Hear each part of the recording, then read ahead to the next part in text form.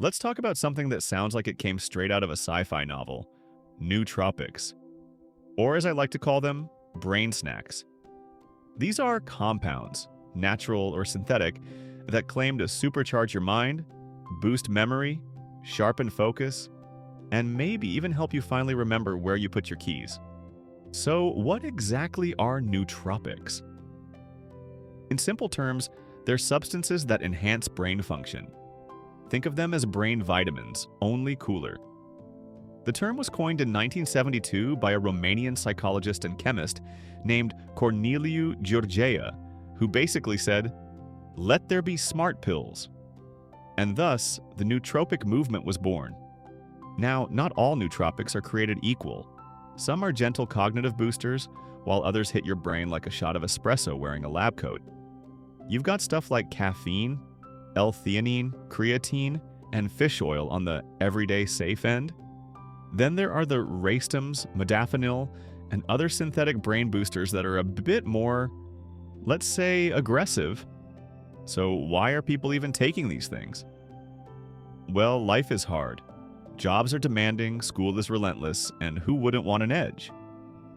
We live in a world of constant multitasking, where your attention is being yanked in 12 directions. Nootropics are like putting noise-canceling headphones on your brain. Let's dive into a few common categories of nootropics. First up, stimulants. These include caffeine, of course, the gateway drug to productivity. Pair it with L-Theanine, and you've got the famous SMART combo that gives you alertness without the jitters. It's like your brain is doing push-ups, but with Zen music in the background. Then you have adaptogens. These are plant-based compounds like Rhodiola Rosea, Ashwagandha, and our good buddy, lion's mane.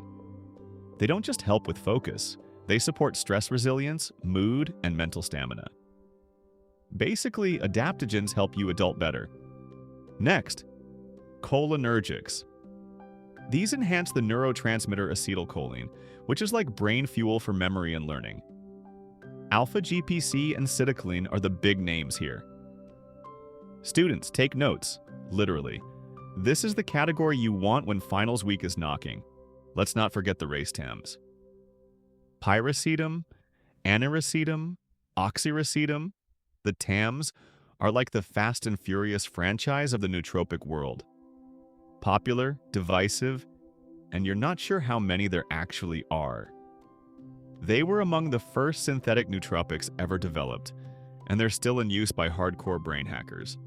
Mood enhancers also count. That's right, things like SAM-E, 5-HTP, and even St. John's wort can be considered nootropics. Because if your mood is trash, good luck focusing on anything. It's like trying to read a book in a hurricane. One of the sexiest newcomers to the nootropic scene? Peptides and microdosed psychedelics. These are the Elon Musks of brain hacking. Futuristic, controversial, and always in the news. Things like microdoses of psilocybin are being explored for their creativity-boosting and antidepressant-like effects. But let's pump the brakes. Are nootropics magic? Not quite. You can't out-supplement a bad lifestyle. If your diet is a dumpster fire, you sleep 3 hours a night, and you haven't moved your body since last year, then nootropics aren't going to do much besides drain your wallet. Here's the good news, though. When you combine nootropics with healthy habits, real sleep, good food, regular exercise, the effects can be profound. Suddenly, you're focused, calm, creative, and productive. It's not about turning into a genius overnight. It's about turning your brain into a high-performing, low-maintenance machine. And let's talk safety for a hot second. Just because something boosts brain function doesn't mean you should take it without doing your homework. Some nootropics can interact with medications. Others can have side effects if you overdo it. Always start slow and ideally talk to someone who knows what they're doing. Now, I get it. There's a ton of hype in the nootropic world.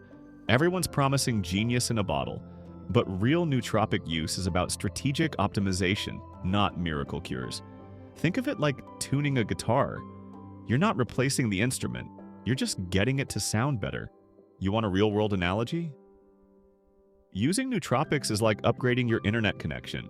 You're still doing the same tasks. Email, streaming, doom scrolling, but it's all faster, smoother, and way less frustrating. So, who should consider nootropics? Busy professionals, students, creatives, athletes, parents, and honestly anyone who feels like their brain could use a leg up. But again, it's not a magic fix. It's a tool. A powerful one when used wisely. To wrap it up, nootropics are the frontier of cognitive enhancement. They're not new, but they're finally getting the attention they deserve. They won't make you Einstein, but they might help you finish your to-do list without spiraling into existential dread. And that, my friends, is a win. So next time you're reaching for that third cup of coffee, maybe consider what other brain-boosting tools are out there.